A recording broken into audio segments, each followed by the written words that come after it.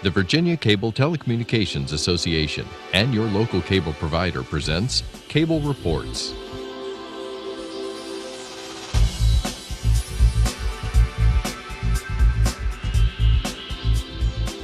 Join us now as Cable Reports brings you up to date on current issues facing the Commonwealth through discussions with your local legislators and other policymakers from across Virginia. From the General Assembly and the City of Richmond, I'm Woody Evans for Cable Reports, brought to you by the Virginia Cable Telecommunications Association, connecting Virginians to their government. We're really pleased and excited to have the Speaker of the House, Bill Howell, with us today. Thank you, Woody. It's great to be here. Right. Has it been 28 years since you first were elected to office? It has been. I started when I was 12 years old. I was the youngest guy in the House then, and 28 years ago. And what got you into politics?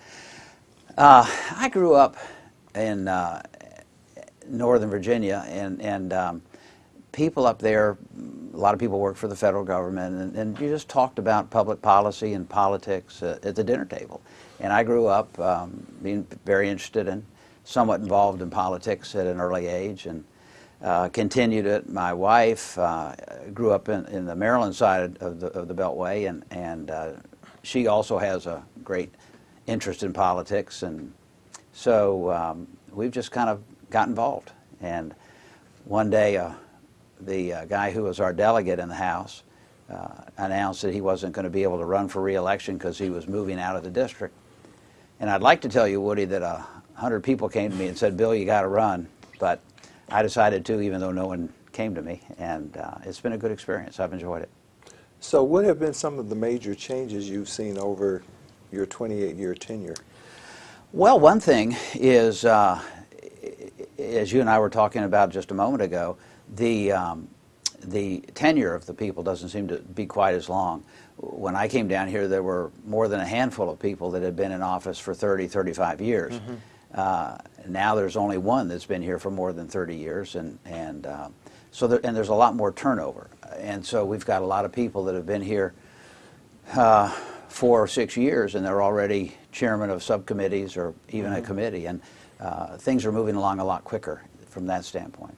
The Commonwealth has changed. The composition of the House has changed dramatically. When I came, I believe there were 32 or 33 Republicans out of 100 members. Now there are 67 out of 100, so we've done a complete switch there. I think that's a combination of demographics and just policy, public policy, and but there have been some significant changes. So now talk to us about your role as Speaker of the House. As Speaker, I'm the presiding officer over the daily sessions. I recognize people to speak, and am in charge of kind of moving things along, making sure that everyone has a chance to be heard, and at the same time don't have to be heard too much. And the Speaker also makes all the appointments to committees, as well as the committee chairs and the committee vice chairs.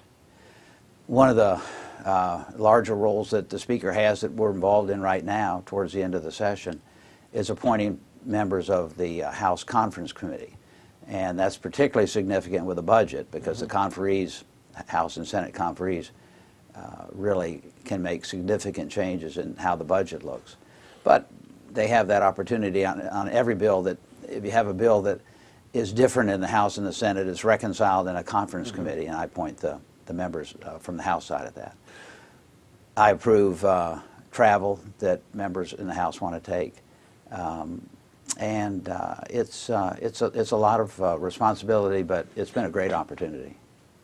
Well, how have you enjoyed your tenure as Speaker? Well, very much. It's been I never intended to be Speaker. I'm sort of an accidental Speaker, I think.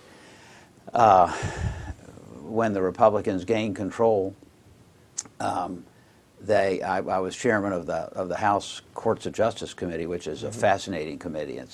I think it's as busy as any committee. They really deal with significant issues, and I really enjoyed that. But there came an opportunity to where we were looking for a new Speaker, and one or two members that I did have a lot of confidence in came to me and said, "Bill, you really ought to consider running for speaker. So I kind of threw my hat in the ring. Initially, there were about 4 other members that were running for speaker.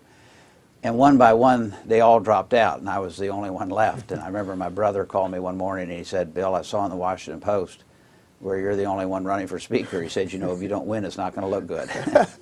But it's been a great experience. Now, didn't you have the honor of hosting a national speakers conference last fall? Yes, that was exciting. We have a speakers conference, and every year we meet in one of the speakers' states. And this past year, I was chairman of the organization, so they met in Richmond, in Virginia.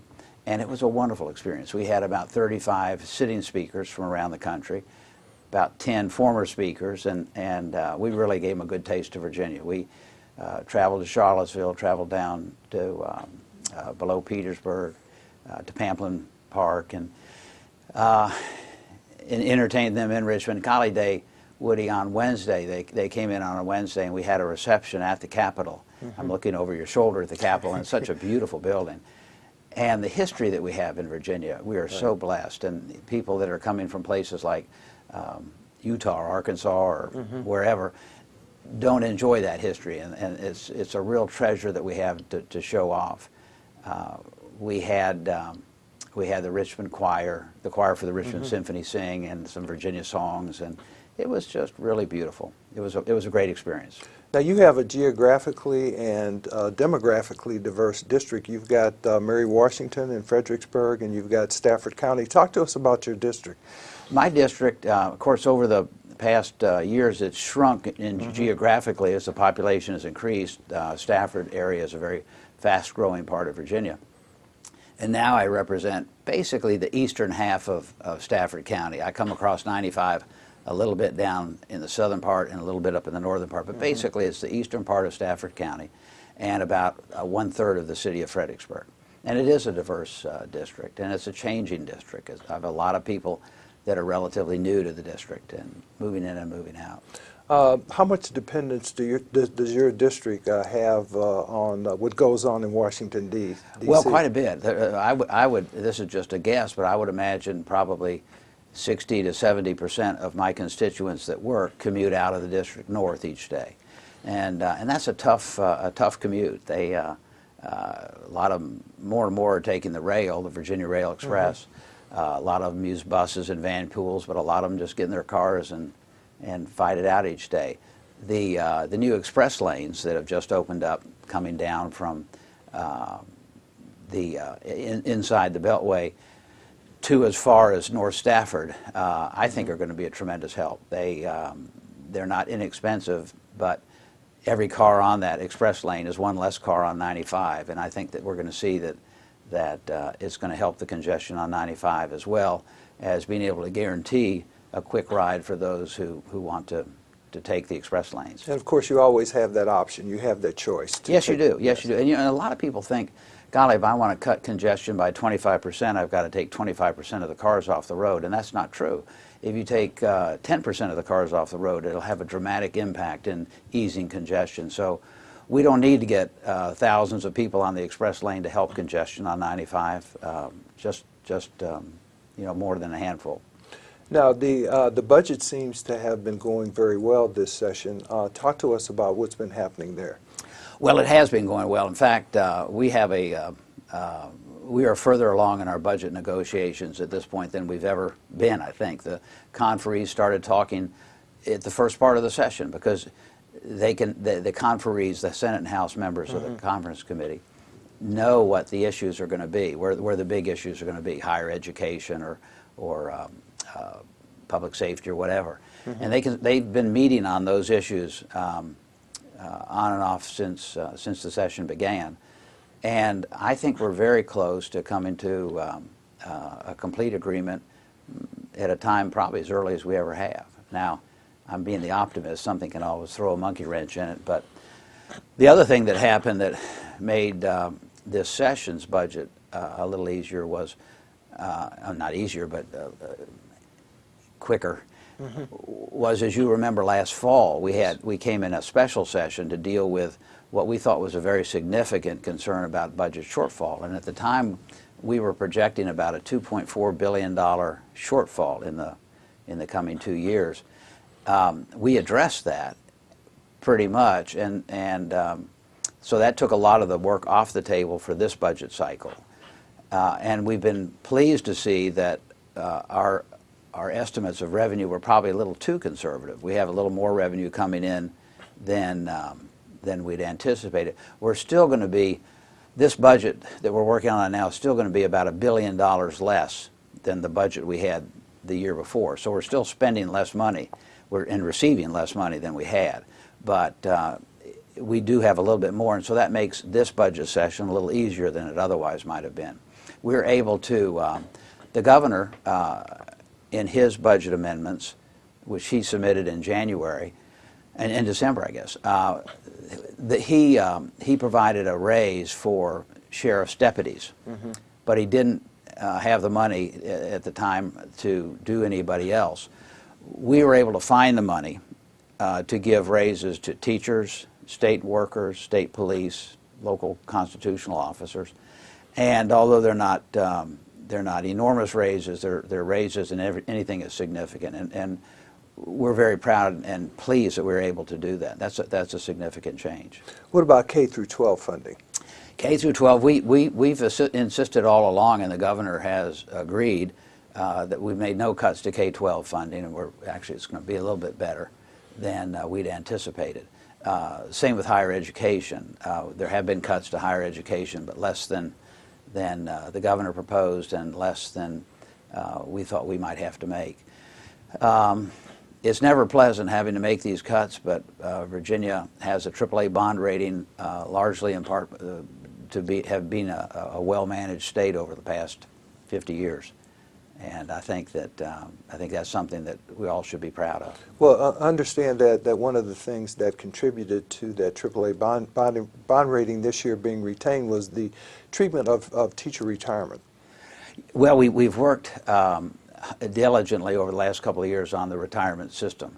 The Virginia retirement system, the VRS, is what they call a defined benefit plan. It's like Social Security.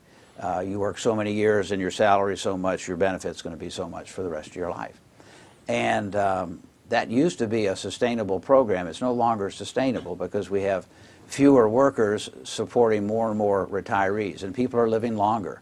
Remember when they introduced Social Security that you got when you were 65, the average lifespan was only 65. Now people are living easily into their 70s, 80s, 90s, and so that's really changed the way we look at our retirement plans. We've been moving Virginia away from a defined contribution plan, albeit slowly. You may remember 2 years ago we created what we call a hybrid system, which is 20% defined contribution and 80% defined benefit. That's a start. And we were able that year, because of some changes we made to the plan and also some additional funding, to cut our unfunded liabilities in the plan by about $9 billion. And we're getting close to having a fully funded system, which is something that we really have to strive for. I read in the paper this morning where Illinois has a $111 billion budget shortfall, and that's why $111 billion shortfall, and that's why they have the lowest rating of any state in the union from the bond houses. But again, Virginia's won accolades in the past as being the best managed state, the best state in which to do business. I think our system of higher education is as good as any state in the union. K through 12 receives awards for being in the top 5 or top 10 in the country. We have a lot to be proud of in Virginia, and I think we've done a good job. Now, what about the rainy day fund? And there was another fund, a fact fund, that was created to ameliorate the impact of sequestration. Right. The fact fund was created under the McDonnell administration. Sequestration has been a real blow to the economy in Virginia. It used to be that after a recession, Virginia would sort of lead the states in coming out of the recession, primarily because of our reliance on the military and the federal government consulting. With sequestration, we've seen a lot of that go away, and actually in this coming out of this last recession, Virginia's been the 44th or 45th best, which is not the place to be. We really need to change, and I think everybody from the legislature to the governor to the business community recognize that we need to change our business model in Virginia. We've depended on federal money either through the military or government contracting or federal employees for a long time, and I think we need to change that. We need to look at more a broader type of economic base. We need to look at new industries, advanced manufacturing. We need to look at things like technology, tourism, agriculture, just the whole realm. We can't keep all our eggs in that one basket like we have for the last 20 years or so. Now, I understand the budget also includes funding for 2 new veteran support centers, one in the Hampton Roads area and one in Northern Virginia. Yeah, that's a great initiative that we put together. I have every summer I put together several teams of people that look at different areas. My members of my caucus that work towards ideas for the coming legislative session. And one of the things that we came up with this year, I think Kirk Cox was the originator of this idea, to take some money that we have that's available for bonding and take that money and put it towards creating these 2 new veteran care centers. It's a 3-way partnership, a veteran care center. The local government has to have some effort into it, the state government and the federal government. The local governments in both Northern Virginia and Hampton Roads have come up with land and their share of the contribution. We have the state share that we've allocated, and we're waiting on the federal government to get their share. We've worked with the governor. The governor has a lot of connections with the administration and people on Capitol Hill, and we're trying to get him to help us to push these projects along, and I hope that we can do it soon. Now, what about ethics reform? There was some legislation passed last year. There's more going on this year. Where are we? In 2014, I thought we passed pretty significant ethics reform. We put caps on how much a person can get in the way of gifts. We created more transparency, more filing programs. We created a commission that oversees the ethics situation in Virginia, can give us opinions on whether something is appropriate or not. This year we've gone even further, and we've lowered that cap on the amount of gifts to $100. This is in the House. The Senate bill is different in some ways, and they're being reconciled as we speak. We have again increased the transparency. We have I mentioned earlier that I designate people to take trips, and these are educational trips to legislative groups or like my speakers conference or something. We have now a commission that's going to approve all of these trips, and so where in the past some people have gone on trips that have been paid for by the private sector that perhaps you could question whether they're appropriate to their job as a legislator or not, those trips probably will not be approved, and so again, I think the public will be pleased with the steps that we are taking to tighten up the ethics laws. So a lower cap on gifts, tightening up of the definitions, I take it, in terms of who's a close personal friend or a relative, and also doing away with this distinction between intangible and tangible gifts? Yeah. We last year in the 2014 legislation, we created two types of gifts. One is tangible, if somebody gives you a plaque. I got a plaque one time from the Chamber of Commerce that I think was valued at $127 or something like that. Under the new law, I wouldn't be able to get that because we've lowered that cap down to $100. Intangible, what we called intangible gifts, were things like trips or meals or tickets to a football game or something like that.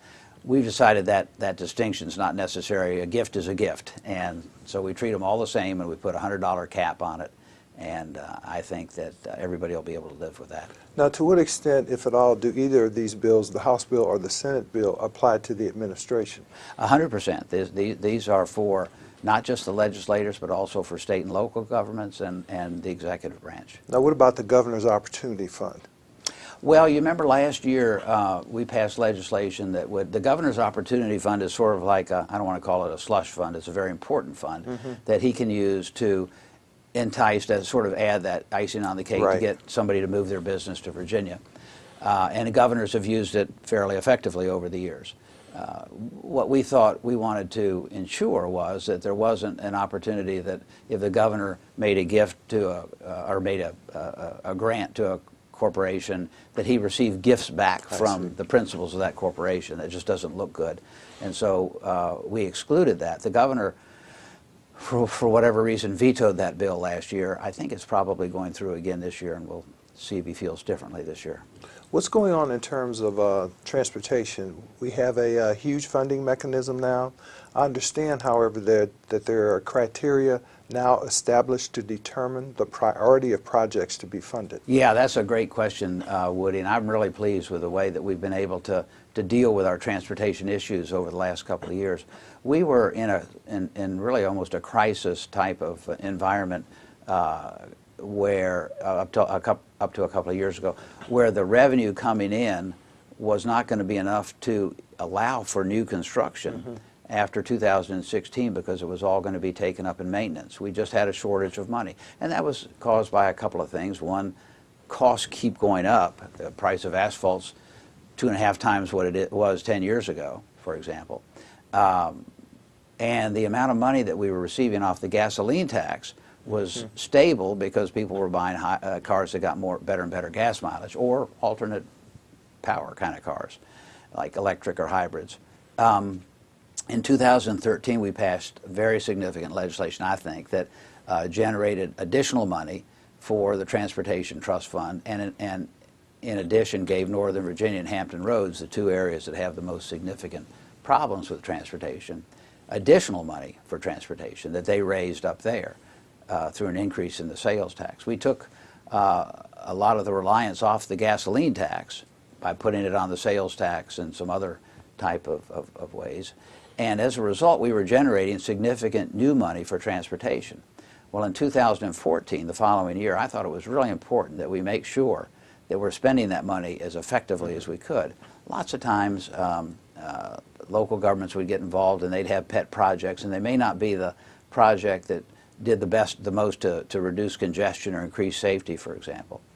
And so we asked the Department of Transportation, and they have done this, to create a metric system, a grading system by which they could look at a series of proposed projects and determine which one did the most to reduce congestion or increase safety or increase economic development. So now we have this metric system in place, and I think it's going to be a tremendous help in looking at what are the best projects, making sure we get the most for every dollar that we're raising for transportation. This year, in 2015, we've gone a little bit further, and now we have an opportunity to, we've really kind of streamlined the money system, the way it goes in VDOT. They used to have 10 different buckets that money would go through. We've reduced that to 3, a lot more transparency. And more significantly, I think we've taken a big sum of money away from the central office in Richmond and given it to the outlying districts. And so, for example, in my district, the Fredericksburg Transportation District, this year I think we're getting something like $11 million. In a couple of years under this new system, we'll get $22 million. So it's going to put a lot more money at the local effort where the people know best, especially using this metric system, on what projects they should be developing. What about the element of return on investment?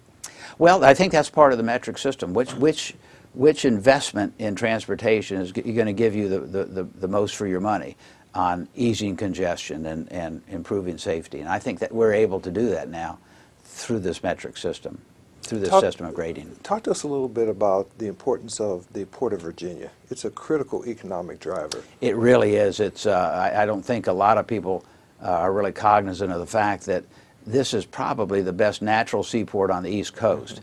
A lot of areas right now, for example, New York, Savannah, a lot of our competitors are having to do some significant dredging. In New York, they got to raise a bridge to accommodate these new super tankers that are being built that have a much deeper draw. We're all ready for that in our port because it's a natural port. It's big enough.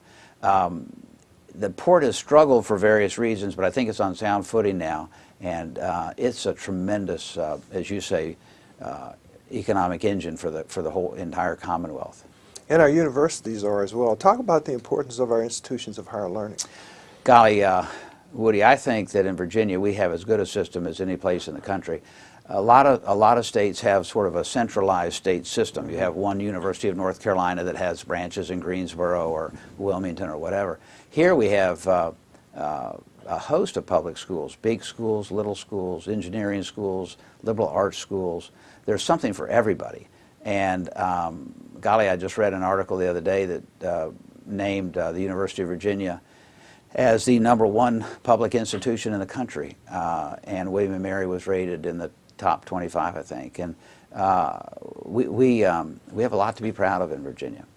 Now, we've had some issues about violence on our campuses, especially against women. Talk to us about what's going on there. Well, it's unfortunate. There was that magazine article in Rolling Stone that turned out to be totally false, Right. that caused a lot of concern, and perhaps it was a good wake-up call. We've been working very closely with the universities on coming up with some systems where we can make sure that that these type of instances will not happen on Virginia campuses. It's very complex. It's a lot. You know, when you first read about it, you think, well, that ought to be easy to fix, but it isn't, because the federal law comes in and dictates on how you deal with crimes against women. And we've been working very closely with the schools, with their counsel, to come up with a series of bills that I think are going to help a lot. And then there's the balance between mandatory reporting and privacy. Yes, yes, indeed. Many women are reluctant to come forward if they know that it's going to be publicized. And we have to. It's a hard balance to strike, but it's a balance that I think we have in our legislation. You know, we only have a minute left, and I thought we'd have more time to talk about this subject, but just highlight for us what the state is doing for indigents who cannot afford health care. I get asked that question a lot because I've been concerned about the proposal to expand Medicaid, the health insurance for the really poor or indigent. Right now, existing Medicaid in the state is just for the elderly, the infirm, single mothers, pregnant mothers. And they want to expand that by about 40%. I'm not sure that provides additional health benefits for people. There's no question that there are people in Virginia that are not getting the health care that they need. We, through our budget, have been trying to increase funding for free clinics, for community health centers, for additional physicians in underserved areas, and I think that's the better way to go. Great. Well, thank you for taking the time for being with us today, Speaker Bill Howell. Thank you very much for having me, Woody. I certainly appreciate it. Thank you for watching Cable Reports, brought to you by the Virginia Cable Telecommunications Association, connecting Virginians to their government. Until next time, I'm Woody Evans. Mm-hmm.